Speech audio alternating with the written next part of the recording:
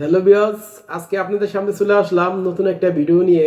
আমার ভিডিওর বিষয় হলো আপনারা বাসায় বসে কিভাবে এই পুরাতন এলইডি বাল্ব দিয়া, নষ্ট এলইডি বাল্বগুলো দিয়া আপনারা এসি ডিসি ফ্যান তৈরি করতে পারবে। আমার হাতে একটি হোল্ডার দেখতে পাচ্ছেন, এটা হলো আমাদের 220 ভোল্টের লাইনের।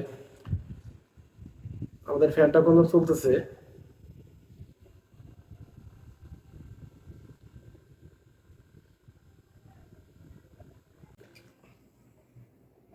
আপনাদেরকে কারেন্ট দিয়ে চালিয়ে দেখালাম। এখন আমরা ব্যাটারি দিয়ে চালাই দেখাবো যে আমাদের ফ্যানটার এই পিছনের পিন দুটো একত্র করলেই চলবে আমাদের ফ্যানটা। এই যে আমাদের ফ্যানটা কোনো মানে ব্যাটারি থেকে কোনো চলতেছে। তো বিয়াস, এই ধরনের ডিভাইস আপনারা খুব সহজে বাসায় বসে নিজেরাই তৈরি করতে পারেন। তা চলুন বিয়াস, আর দেরি না করে আমরা এই ফ্যানটা কিভাবে তৈরি করলাম তা আজকে এই ভিডিওর মাধ্যমে আপনাদেরকে সম্পূর্ণ কিছু দেখাবো।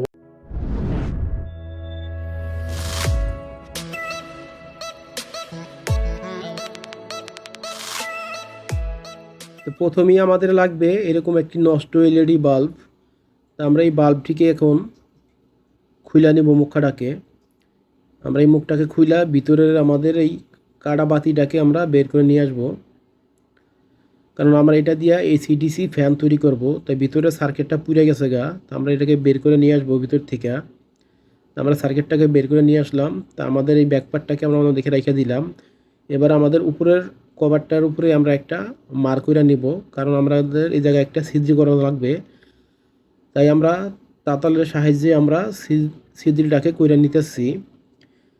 এখন আমাদের উপরে একটু বাবরি আছে, বাবরিটাকে আমরা চাকু দিয়ে পরিষ্কার করে নিলাম। এখন আমাদের এরকম একটি 4 ভোল্টের একটি মোটর লাগবে।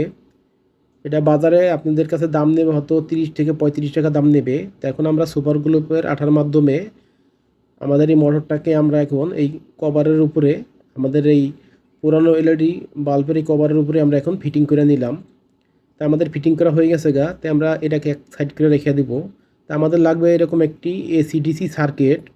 এই সার্কিটটা আমার কাছ থেকে মার্কেট থেকে দাম নিচ্ছে মাত্র 35 টাকা দাম নিচ্ছে।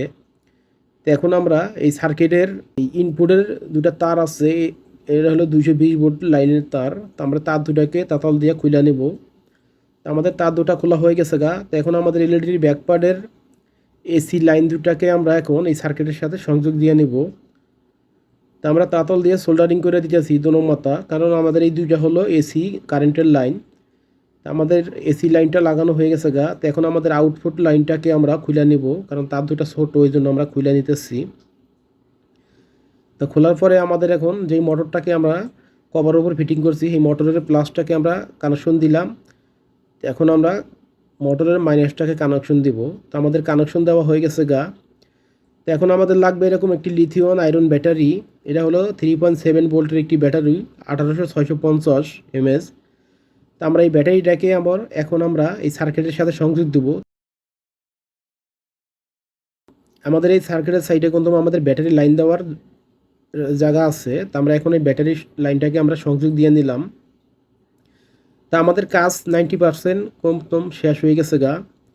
তা আমাদের কানেকশন হলো, এটা হলো আমাদের ব্যাটারি সংযোগ, আর এটা হলো আমাদের কারেন্টের লাইনের সংযোগ, আর এটা হলো আমাদের আউটপুট মোটরের লাইন গেছে। তো এখন আমরা এলইডি বক্সটার ভিতরে আমাদের সার্কিটটার ব্যাটারিটাকে আমরা ভিতরে ভালো করে আটকাই নিতেছি, বসাই নিলাম। এখন আমরা উপরের কভারটাকে সুন্দর করে এটার ভিতরে ফিটিং করে দিব।